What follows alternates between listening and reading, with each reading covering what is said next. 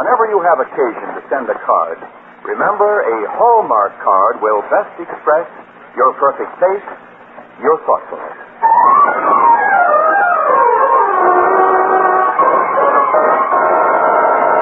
The Hallmark Charlotte Greenwood Show.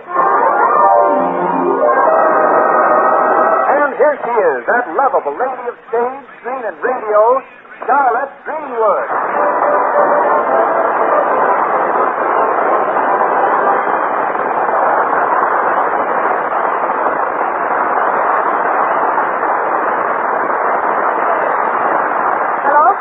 Thank you, Wendell. I know that you are all familiar with the story of the turkey that turned into a Thanksgiving dinner, but our story today has to do with a Thanksgiving dinner that turned into a turkey. I didn't have memories of many Thanksgivings. Yes, especially one. I was playing in vaudeville. The theater was giving away a turkey. When I came out on the stage, somebody in the audience said, "My, it's a big one, isn't it?" Quite an experience, Mrs. Greenwood. Yes, and it isn't Mrs. Greenwood, it's Miss Greenwood. I'm sorry. You're sorry.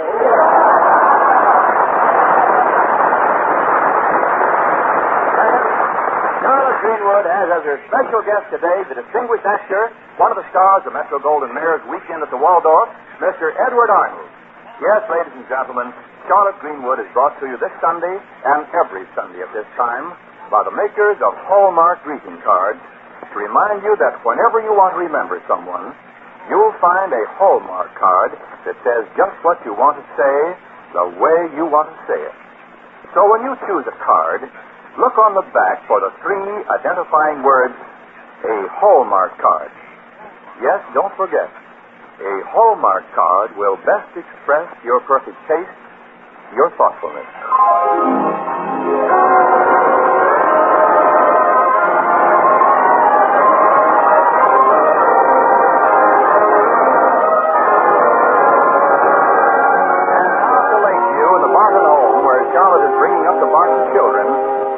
Barbara and Jack and young Robert.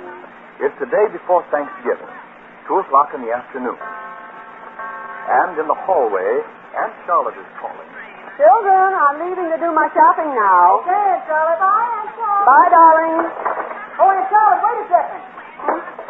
Aunt Charlotte, will you do something for me while you're downtown? Yes, sir. Get me a pair of driving gloves, will you? A guy's hands get pretty cold in an open car. The other night, coming home from the dance, I had to drive with one hand. And that's dangerous. Yes, it is. I know a young man who ran into a church that way. Goodbye, Aunt Charlotte. Bye. Oh, Aunt Charlotte. Yes, Barbara? Oh, I'm glad you haven't gone yet.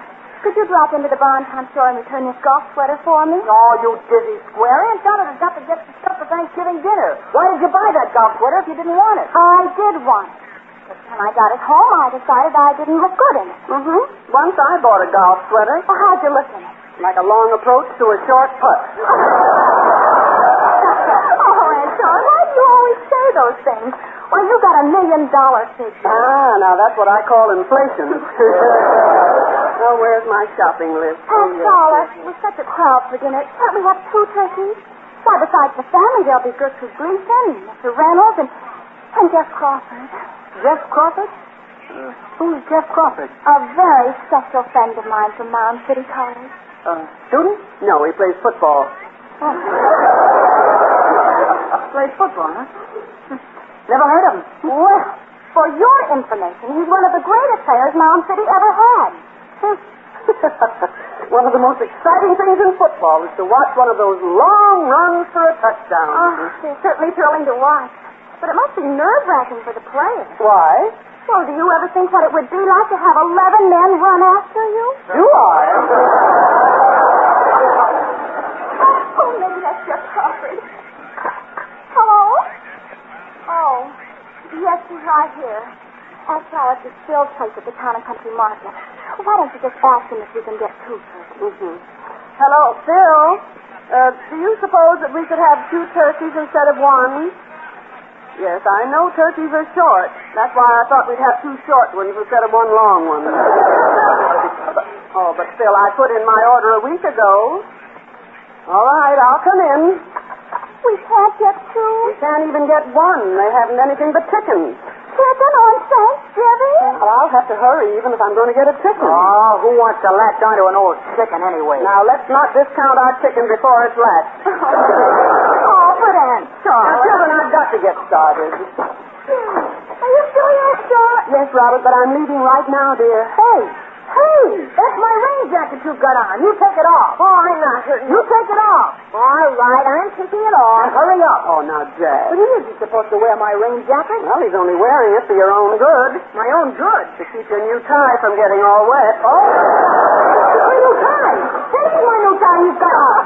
Well, this isn't funny. Now, you take that tie off, too. What? You weird. Now, Robert, your brother is right. Now, you shouldn't have taken his things. Well, why don't you wear your own raincoat? I couldn't find it. Anyhow, if I had a jacket like this, I'd let Jack wear it. I'd give him anything I have. I'd give him my automobile if I had one, and I'd go watch the diamonds on it for even $10. Would you give Jack your bicycle? Why, you're not fair. You know I've got a bicycle.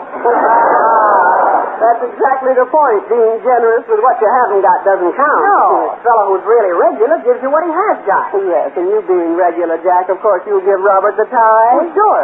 No, I mean... Especially when you have another tie exactly like it. Well, yeah, but... You know, Jack, there might be a certain wisdom in not sharing when there isn't enough to share, but the person who won't divide up when there's more than enough, who has two when he only needs one, not only being a little bit stingy, but a little bit short-sighted. He isn't helping the other fella, and he isn't helping himself, you see that? Yeah, sure, but... Okay, Robert, you can have the tie. Can I? Thanks, Jack. I'm sorry I got sore. I guess I kind of messed up your bureau drawer. I'll go and straighten it out. Thanks, I'll help you. Barbara, I'll stop and pay for the chickens, and when they're delivered, will you put them in the refrigerator? No, I don't. Now, I have got to go. I shouldn't have said that. Good afternoon, Miss Greenwood. Oh, come in, Mr. Reynolds. Hello, Mr. Reynolds. How do you do? Oh, you going out, Miss Greenwood? Well, I was just about to do my Thanksgiving shopping. I hope you have enough points. I have, but they stick out in the wrong places.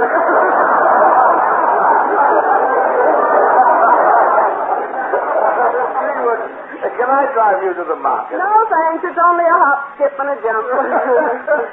I'm skipping a jump. Miss Greenwood, you're exaggerating.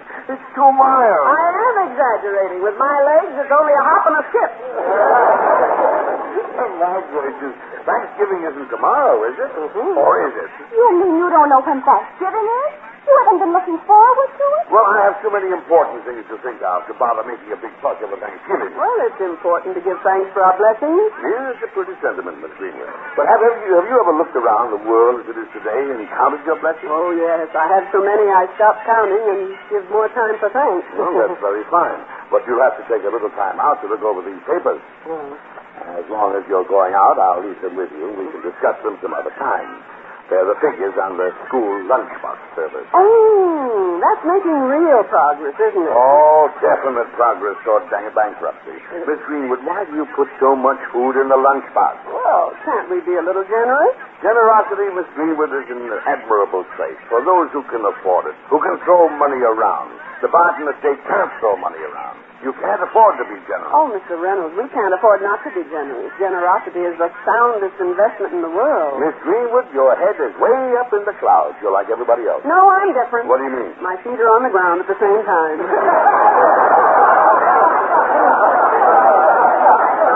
I guess I'm just a grumpy old cynic. You are not, Mr. Reynolds. A cynic is an idealist who's afraid somebody will find it out.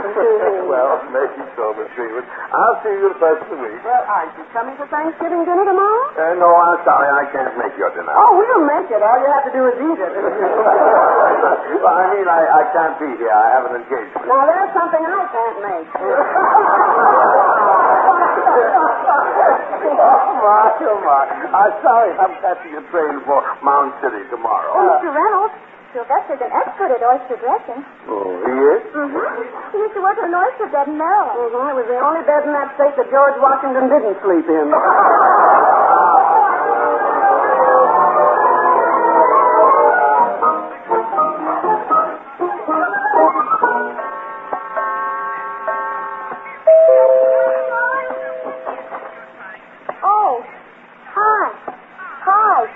What's your name? Bobby. Mine's Dick. My other name's Richard. Mine's Robert. Your mother and father home? I haven't got a mother or father, but I've got an aunt and a brother and sister. They're all away. Yeah? Yeah. I haven't got a father or aunt or a brother or sister, but I got a mother. We live in the country. Yeah? Yeah. We live right here. Count the rest of us, 5 of us, and we're all at home. That's tomorrow. We're having chicken for dinner. Yeah? Yeah. We never have chicken. Never? Never. Gee, I'd invite you for dinner when we were having some other company. Oh. You got any leaves to leave us up? I get a dime for raking leaves. Well, all leaves are raked, but it help you rake somebody else's. Yeah? Yeah. Okay, come on. Okay.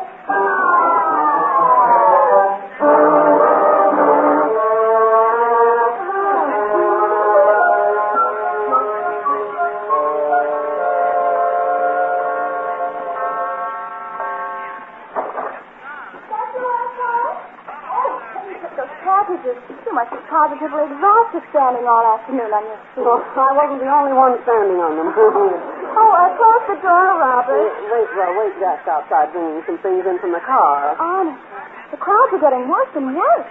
I don't see how a person can ever get into a store to shop. The best way is to be born there. Oh, thanks, Jack.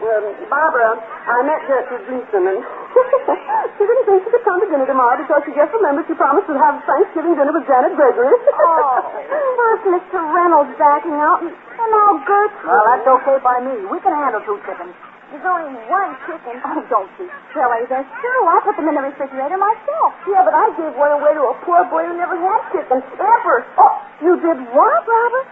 Gave one away. You said when anybody has 2 things, they should divide up. Oh, good grief. Who did you give it to? To a boy named Dick.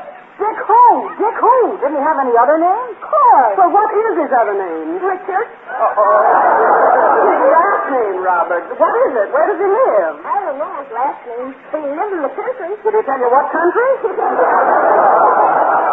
Everything about this Thanksgiving's going to turn out all wrong. Yeah, Robert spoiled it all. Now, Robert did what he thought was right, and when you do what you think is right, nothing is going to turn out very wrong. But I wanted a big party. So Jeff will think we're important.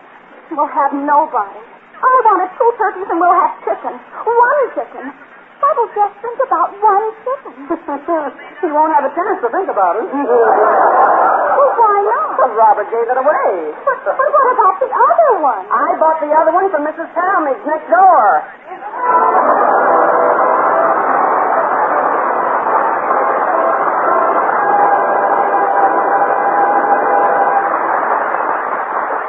This Thursday, Thanksgiving, many of us will visit with dear ones we seldom have a chance to see.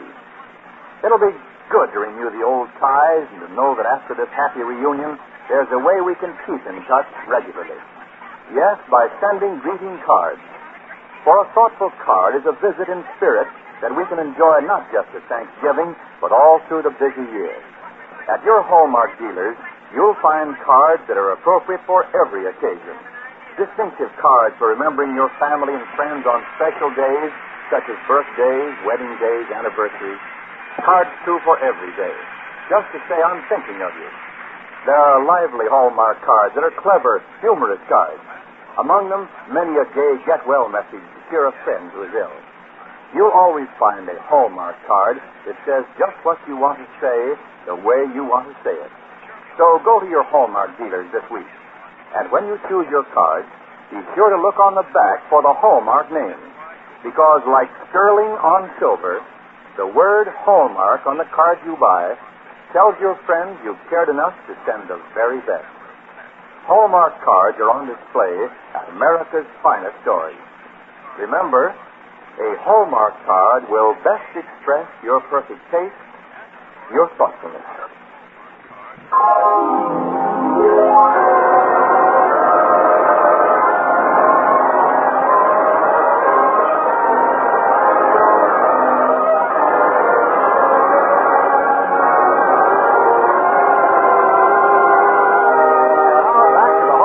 Charlotte Greenwood Show.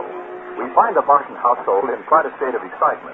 For unable to buy a Thanksgiving turkey, Charlotte bought a chicken, and then Robert gave it away. It's now Thanksgiving Day, and since early morning, Aunt Charlotte has been telephoning every poultry shop in Lakeview, hoping to find one open. She's just about to give up when... Hello? Hello? Oh, thank goodness you're open. Have you a turkey? The name is Greenwood. Miss Greenwood. Miss Charlotte Greenwood.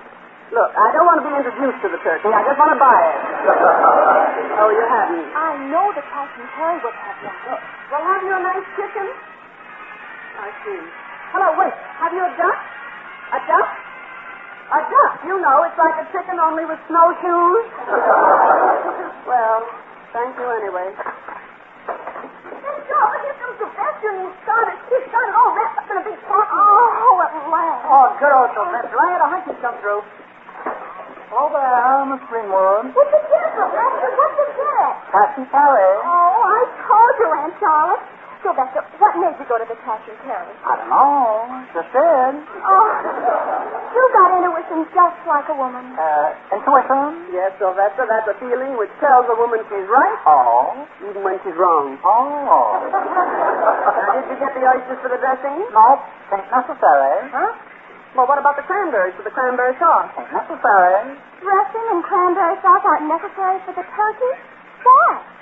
Ain't turkey. No. What? It isn't turkey? Mm-hmm. All I could get was bologna. Almost couldn't get that. Why not? She couldn't spell it. Baloney on Thanksgiving. Oh, Aunt Charlotte. Now Sylvester can fix it up. It'll be delicious. Yeah. Got a special recipe. There, you see now. Yes, indeed. Might take a couple of hours, though. To prepare the bologna? No. Find the recipe. Sylvester, you're a little confusing at times. More so at other times. Well, I guess maybe I better get started. Well, at least I'm glad it's only this guy Crawford who's coming for dinner. It's lucky we're not having any other company. Oh, Crawford. He's one of the biggest men on the campus. What'll he say when we serve him bologna? So round, so firm, so full. After 11 o'clock, we better go upstairs and change clothes. Aunt Charlotte, if Jeff gets here before I change, well, I think I forgot to mention that you're Miss Greenwood. Will you bring it to his attention sort of discreetly? I'll hold up my ring finger and say this is the only vacancy in town. I think it's fair. Married ladies wear rings to show they're married. I think ladies like Aunt Charlotte should wear something, too. They do, Robert, an expectant expression. Oh, Joe, hurry up. You can't find a fresh house. Good morning, Miss Greenwood. Oh, it's Mr. Reynolds. Come in. Thank you. I just stopped in to say that look here, Miss Greenwood. You must find me an old bear. Okay, if you find me a young turkey.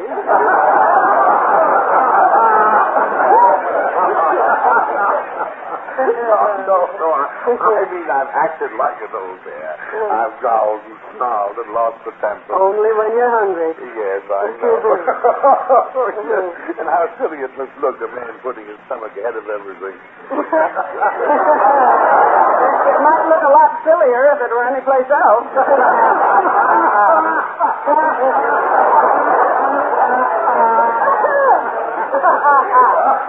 Miss Greenwood, but seriously, talking to you the way I talked yesterday at Thanksgiving time, I don't know why I've gotten so high. I didn't used to be.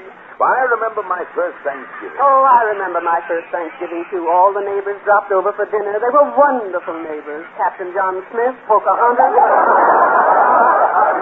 Well, but anyway, there's nothing like a family dinner at Thanksgiving time. I remember when I was a young fellow at home with my family, Thanksgiving had a special significance. And now, when a man's all alone, you don't start out collecting friends after you're 40. No, you don't start out collecting friends at any time. You start out by being one. At any rate, Miss Greenwood, I came here to apologize for losing my temper yesterday. I was downright rude. I didn't even thank you for inviting me to dinner. Oh, that's all right. I'm sorry that you're leaving for Mound City today and can't accept. Only I'm not leaving for Mound City today, and I do accept with the most sincere appreciation of your kindness. Oh, you're staying for dinner? Huh? Miss Greenwood, would a man in his sober senses get on a train for Mound City when he could be here with this delightful family? Would a man give up the chance to enjoy a big, fat turkey with cracking brown skin crammed full of stuffing and dripping with juice? If he would, I'd be very much surprised. I think you will be. The fact is, Mr. Reynolds, pardon me. Well, Gertrude Gleason, good morning. Oh, good morning, Miss Greenwood. I think it's just too sweet you to invite me to dinner. I mean, it really is. I mean, it is really. But Gertrude, you were going to have dinner with Janet Gregory. Oh, I am. That's why I brought her along. I mean, I actually did. Yes, you actually did. Well, come in, girls. Good morning, Janet. Good morning, Miss Greenwood. Meet Mr. Reynolds, the attorney for the Barton estate. Mr. Reynolds, this is Janet Gregory. Oh, how do you do, Counselor?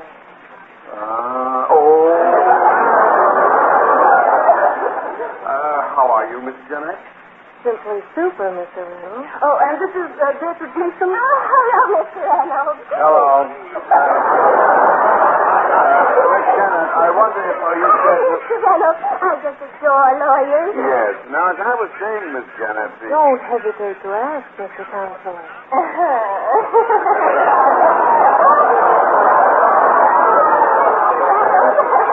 I saw you in court the other day, and I mean, it was really peachy-weechy the way you said all those wonderful things to the jury. I mean, they were positively dumbfounded. I mean, I'm sure if they knew what you were saying, they would have brought in a verdict of not so guilty. And not only that, Mr. Reynolds, but the way that... Young lady, will you rest your case? Run upstairs and help Barbara. She's dressing. I never need any help. Come on, don't you see Mr. Reynolds wants to be alone with Miss Greenwood? It's written all over his face what he'd do if he were alone with me on a desert island. What would I do? Stand on my shoulders and look for a ship.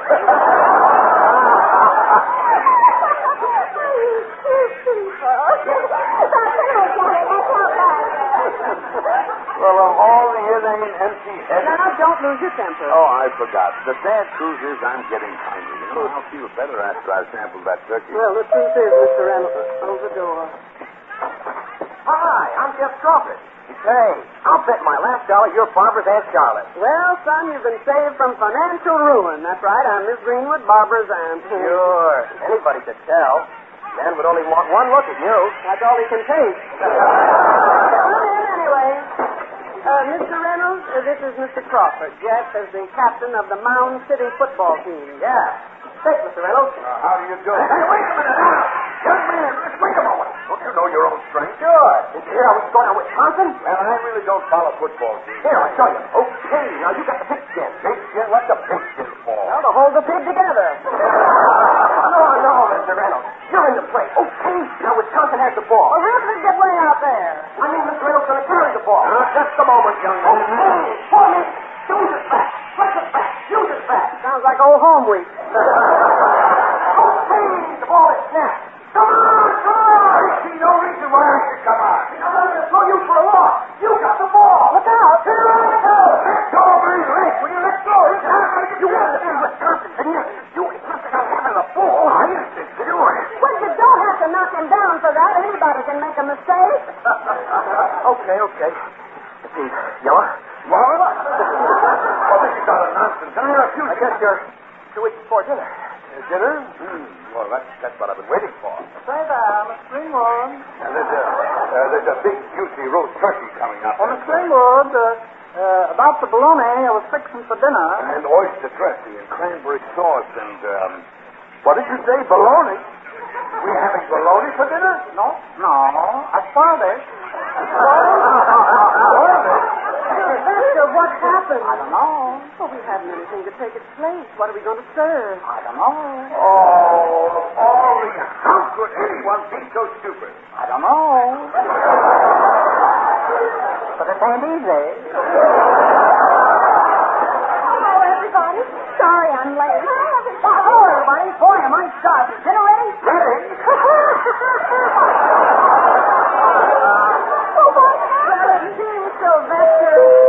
Oh, now that can't be anybody else. It just can't be. I'll go. Well, come on. We might as well all go. How do you do? I'm Mrs. Gresham. Yes. I'm not sure whether this is the right place or not, but Have you a nephew named Robert? Yeah, here I am. That's me. Well, you gave my little boy Richard a chicken yesterday. Oh, Miss Greenwood. So that's what happened. Well, I've heard of people being generous to a fault, but in this family, it amounts to a felony. Oh, I know. Richard shouldn't have taken it. Oh, that's all right, Mrs. Gresham. You just keep the chicken. You might as well. After all, with the family, there are 10 of us here. And what's one chicken divided by 10? I know that one. So do I, Smarty Pants. Oh, but you don't understand. My son must have given Robert the wrong impression. It isn't that we're hungry. You see, I have a large farm just south of here, and we raise nothing but turkeys. Of course, the Gresham Turkey Farm. And when Richard told me you were having company on Thanksgiving and serving chicken, well, I thought perhaps it's because you couldn't get a turkey. I understand you can't get them for love nor money. Well, I only tried money. You'll accept them in return for your generosity. I brought you a couple of... A couple of turkeys? You mean you... They're all cooked, brown to a turn and ready to serve. I have them out in the car. Oh, that's awfully nice of you. Nice. Yes, it's very nice. I'll go get them. Children, run and help Mrs. Gresham. Oh, yes, and it looks, Miss Greenwood, well, what I said about generosity not paying off, I mean I'm going to have to eat my words. Eat words when there's turkey? What a lifesaver it was that that woman had her own turkey farm. And that's what I'm going to have myself, a turkey farm. My father used to raise turkeys. He did? Mm-hmm. Out of the whole bunch, I was the only one that turned out to be a hen.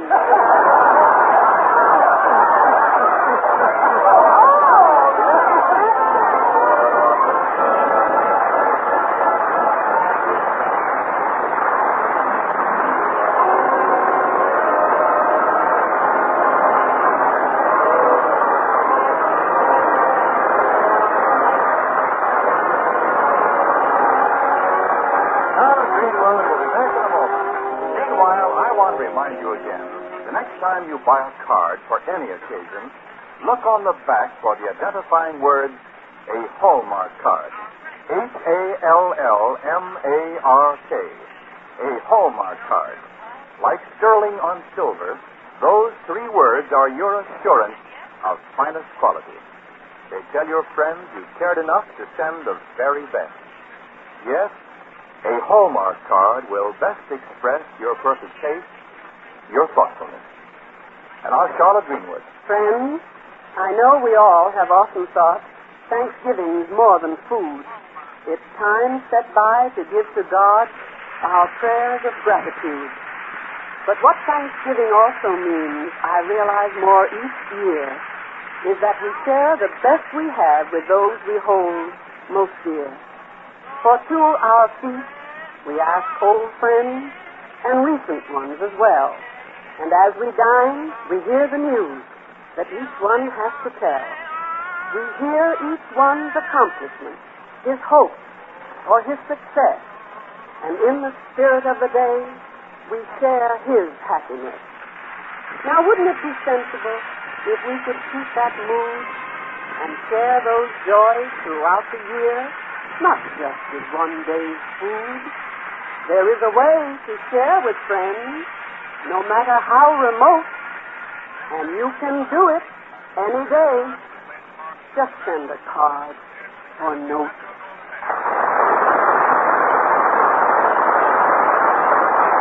And now, until next Sunday at the very same time, this is Charlotte Greenwood saying, so long, friends, until we meet again.